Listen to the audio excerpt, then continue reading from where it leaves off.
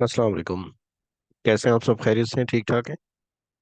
अच्छा, आज जो वीडियो का जो टॉपिक है वो है डिसाइल्स।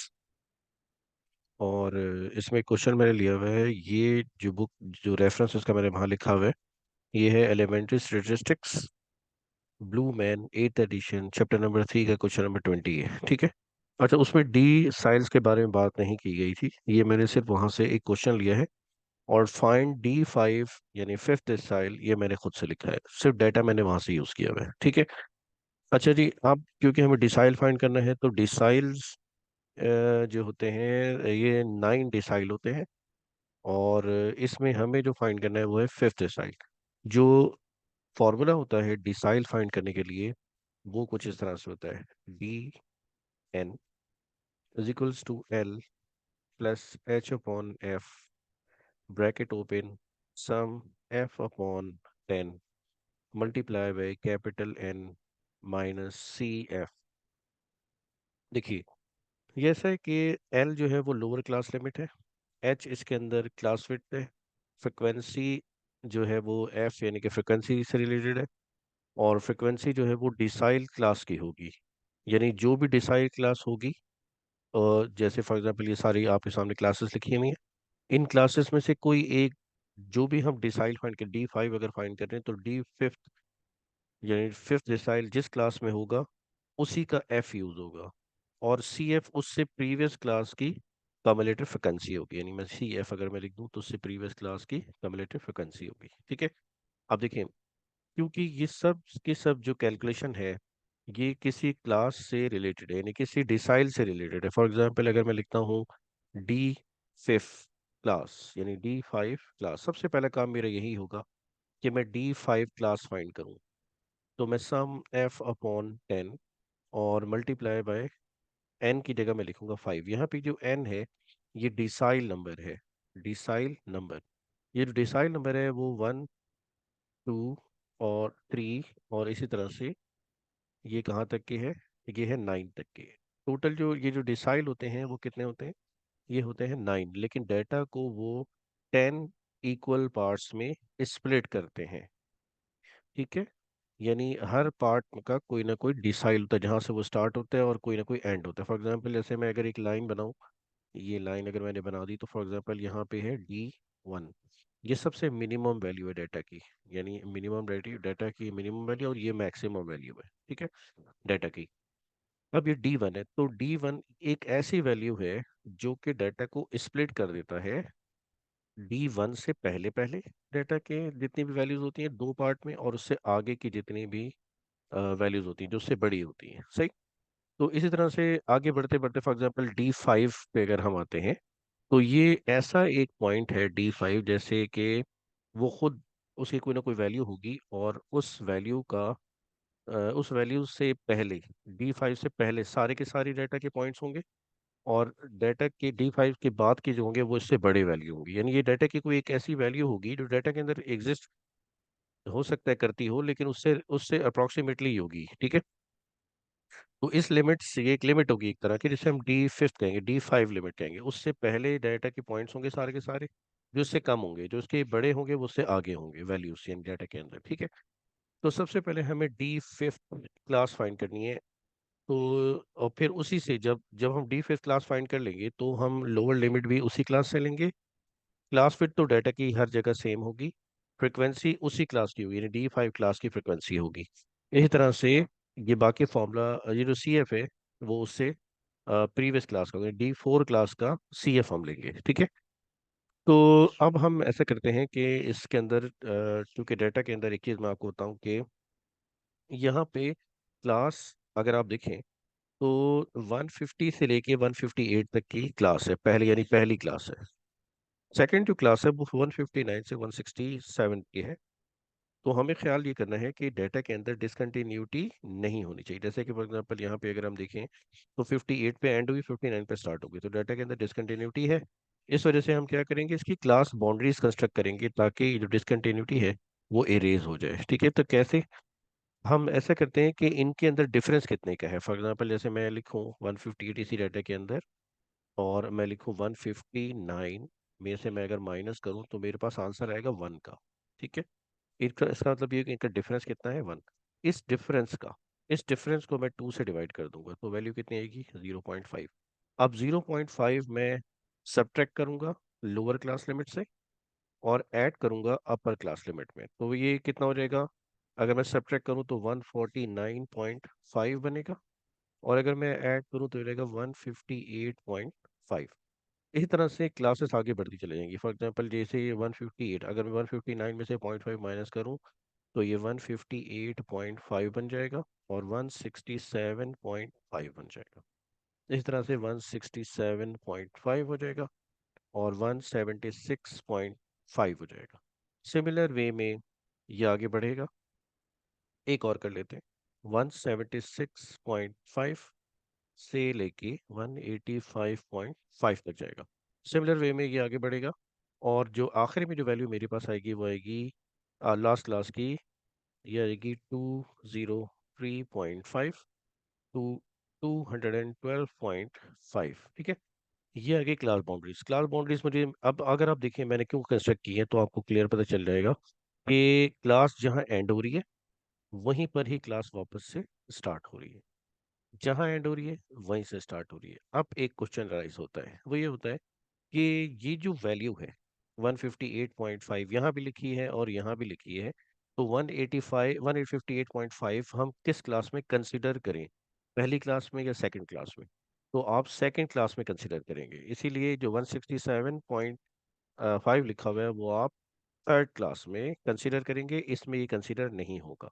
इसको लिखने का तरीका है ऐसे, फॉर एग्जांपल अगर एक्स ये वैल्यू है, ये जो कमीशन अर्न किया हुआ है, अगर मैं पहली सेकंड क्लास की बात कर रहा हूँ या पहली क्लास की बात कर रहा हूँ, तो ये इससे ग्रेटर और इक्वल होता है लोअर लिमिट से 149.5, लेकिन ये लेस होता है, इक्वल नहीं होता, 158.5। इसी तरह से जब अगली क्लास में आप बढ़ेंगे सेकंड में तो फिर 158.5 कंसिडर करेंगे सेकंड क्लास में, और ये कहाँ तक जाएगा, 167.5 तक जाएगा। ठीक है जी। ये पॉइंट आपका क्लियर हो गया इस क्लास बाउंड्रीज से।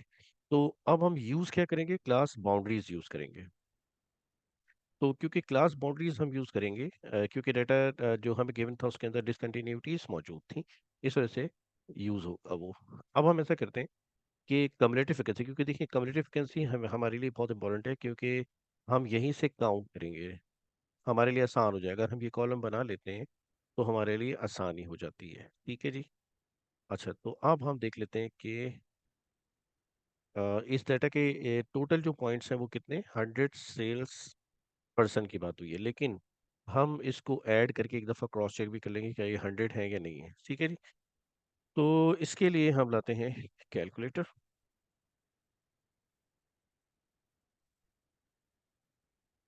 कैलकुलेटर में जो है हम इसमें क्या करेंगे, ऐड कर लेंगे सारे इन पॉइंट्स को जो हमें गिवन है। सही।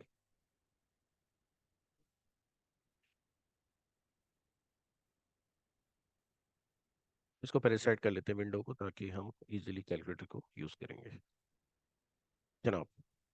तो इन सबको हम ऐड कर लेते हैं, 5 + 16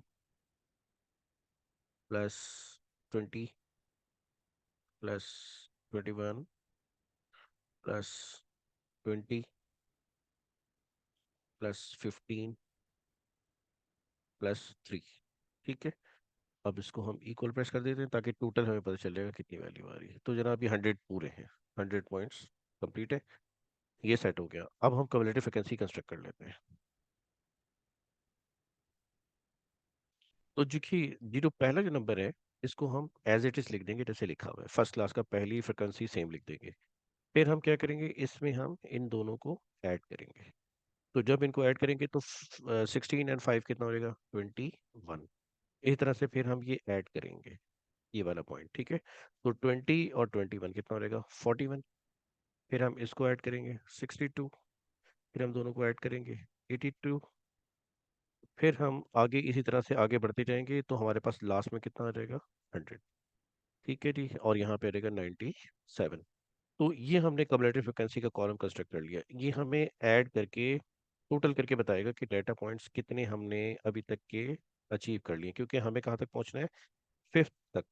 D5 तक। तो D5 जब डाटा सेट असेंडिंग ऑर्डर में लिखे हुए होते हैं, जैसे मैंने अभी आपको ऊपर बताया था कि पहले D5 आएगा, यानी D5 पहले आएगा, सॉरी D1 पहले आएगा, इसी तरह से फिर D2 आएगा, फिर D3 आएगा, ठीक है। लाइक चलते चलते D5 आएगा। तो डाटा का असेंडिंग ऑर्डर में होना होगा डाटा। तो हम पहुंच पाएंगे D5 तक की पोजीशन तक के, क्योंकि जो डिसाइल्स होते हैं वो पोजीशन पे बेस करते हैं, डाटा की पोजीशन पे बेस करते हैं, सही। तो अब हम इसको देख लेते हैं कि D5 हमारे पास कितनी बन रही है। तो D5 क्लास, इसी को मैं आगे बढ़ा रहा हूँ, देखिए ये वाला फॉर्मूला, इसको आगे बढ़ाते हैं, is equals to 100/10 multiply by 5। तो आप कैंसिल कर लें इसको, 10 बच जाएगा, तो ये आ जाएगा 50th वैल्यू। 50th वैल्यू के ऊपर D5 मौजूद है। अब हम चेक करें कि 50th वैल्यू है कहाँ पे। देखिए पहले ये 5 वैल्यू है, फिर अब 21 वैल्यू हो गई, 21 वैल्यू हो गई, फिर आगे बढ़ गए 41 वैल्यू हो गई, फिर आगे हम बढ़ेंगे तो 42 आएगा, 43 आएगा, 44 आएगा। ये सब कहाँ से आना शुरू होंगे? ये आना शुरू होंगे इस क्लास से। ये कौन सी क्लास है? अगर हम काउंटिंग करके देखें, 1 2 3 4, तो ये फोर्थ क्लास है। तो जो D5 है, D5 class is equals to class, कौन सी क्लास है ये हम यहाँ लिख देते हैं, ये है फोर्थ क्लास, 1 2 3 4, फोर्थ क्लास, ठीक है। D5 फोर्थ क्लास में लाई करता है। क्लियर हो गया? अब हमें सारी चीजें यहाँ से क्लियर करनी है फोर्थ क्लास से, और CF इससे प्रीवियस क्लास के लेंगे। तो अब हम वैल्यू को सब्स्टिट्यूट कर देते हैं।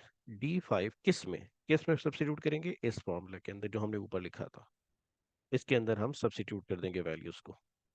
तो D5, मैं पहले वैल्यू को 5 सेट करता हूँ इसके अंदर, 5 यानी is equals to L plus H/F, bracket open, sum F। देखिए ऑलरेडी हमने ये जो फैक्टर था सम F, यानी ये जो टर्म है sum F/10 multiply bye n, इसको हमने ऑलरेडी यहाँ पे सॉल्व कर चुका है, और उसकी वैल्यू हमारे पास कितनी आ रही है? 50। तो यहाँ पे हम लिख देंगे 50 माइनस CF। आप देखें, अब चीजें थोड़ी सी क्लियर करने की जरूरत है। लेकिन D5 इज इक्वल्स टू कौन सी क्लास में लाई करता है? फोर्थ क्लास में। फोर्थ क्लास में लिमिट क्या यूज होती है? 170, ये लोअर लिमिट है फोर्थ क्लास की। तो क्या आ रही है? 176.5। तो हम यहाँ लिख देंगे 176.5 प्लस, देखिए ये है एच का मतलब होता है class width. H is equal to क्या होता है? Class width. तो क्लास विड्थ आप कोई से भी दो कंसेक्यूटिव नंबर को माइनस करने से ले सकते हैं। जैसे कि फॉर एग्जांपल अगर इन दो नंबर्स को, कंसेक्यूटिव नंबर्स को माइनस कर ले तो हो जाएगा। किसी भी कंसेक्यूटिव नंबर्स को बड़ी वैल्यू में से कम वैल्यू को माइनस करेंगे तो आपके पास आ जाएगा। आप यहाँ से भी कर सकते हैं, इधर से भी कर सकते हैं, ठीक है। जहां से आपको आसान लगे आप इन दो कंसेक्यूटिव वैल्यू को भी माइनस करके फाइंड कर सकते हैं, ठीक है। तो अगर हम सब्ट्रैक्ट करें इनको, तो देखिए हमारे पास क्या वैल्यू बनती है। तो उसके लिए हम लाते हैं कैलकुलेटर। सिंपल, बहुत आसान सी कैलकुलेशन है। तो आप सिंपल माइनस करें 158। देखिए क्लास लिमिट से सारा काम होगा, याद रखिएगा। 158.5 में से हम माइनस कर लेते हैं 149 पॉइंट। मैं आपको बता देता हूँ कि दूसरी भी क्लास से कहीं से अगर हम फाइंड करेंगे तो भी आपके पास क्लास विड्थ क्या रहती है? कांस्टेंट होती है, सेम रहती है। ये आ रहा है 9, ठीक है। अब मैं किसी और से आपको करके दिखाता हूँ। मैं कर रहा हूँ 185.5, 185.5 में से मैं माइनस कर रहा हूँ 176.5, 176.5, ठीक है जी, इज इक्वल टू ये 9। क्लियर? तो आप किसी भी दो कंसेक्यूटिव क्लास लिमिट्स, चाहे वो अपर हो या लोअर हो, से माइनस करके फाइंड कर सकते हैं। तो क्लास फिट कितनी आ गई हमारे पास? 9। अब है एफ। एफ, क्योंकि क्लास कौन सी थी हमारी जिसमें हमारे पास डिसाइल, स्विफ्ट डिसाइल आया है, वो है क्लास 4। और क्लास 4 के एफ कितना है, यानी एफ क्या है? फ्रिक्वेंसी, वो है 21। तो हम यहाँ रख देंगे 21, ठीक है। अब हम 50 सेम लिखेंगे जैसे लिखा हुआ है, माइनस CF।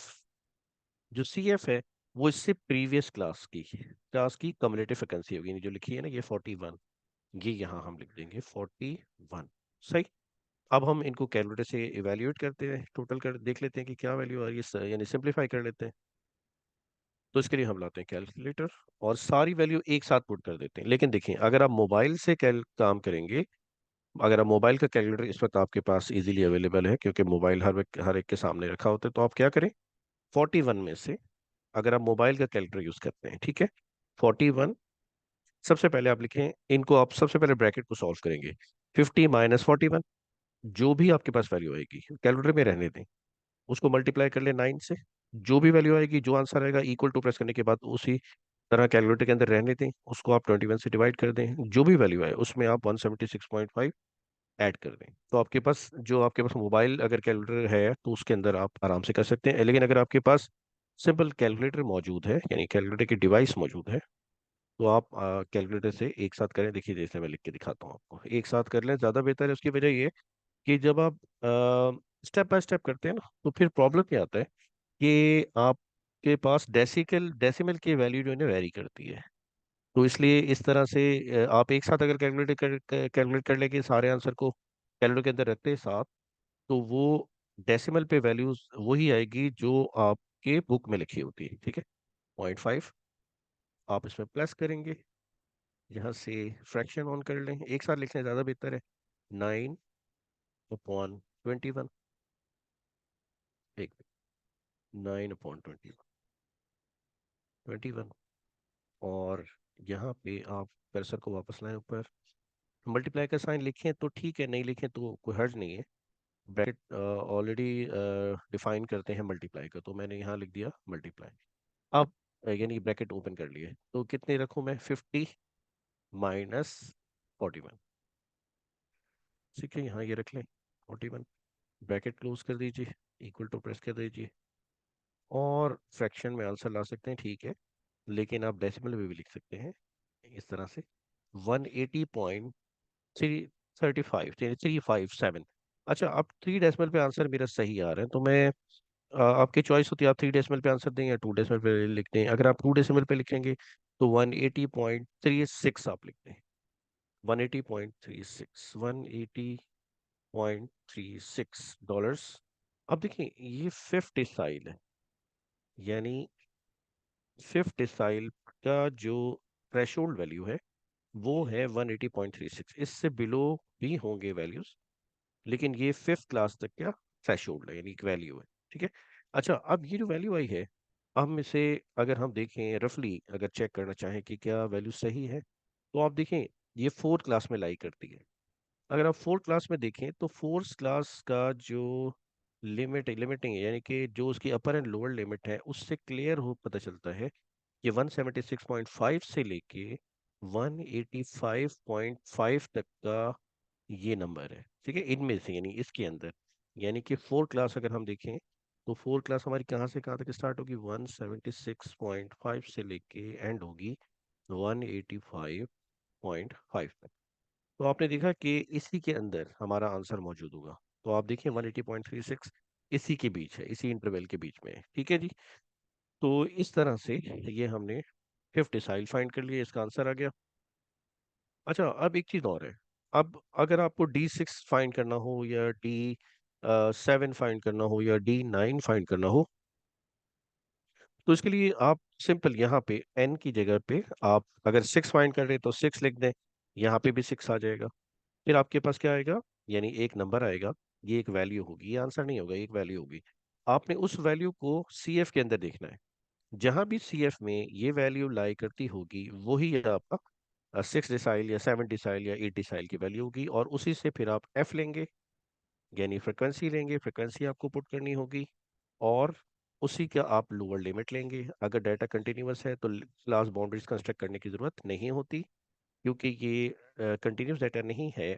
इस वजह से कंटिन्यूस बनाने के लिए हमें क्लास बाउंड्री को कंस्ट्रक्ट करना पड़ा, तो L क्लास बाउंड्रीज से लेंगे, ठीक है।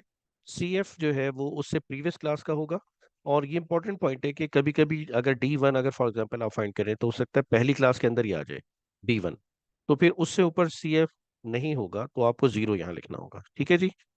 तो ये था हमारा जनाब डिसाइल्स का टॉपिक, जिसकी हमने काफ़ी वीडियो हमारी रहती थी, तो ये कंप्लीट हो गई है। इंशाल्लाह ताला मुलाकात करते हैं किसी और वीडियो में। बहुत शुक्रिया आप लोगों का। अस्सलाम वालेकुम, अल्लाह हाफ़िज़।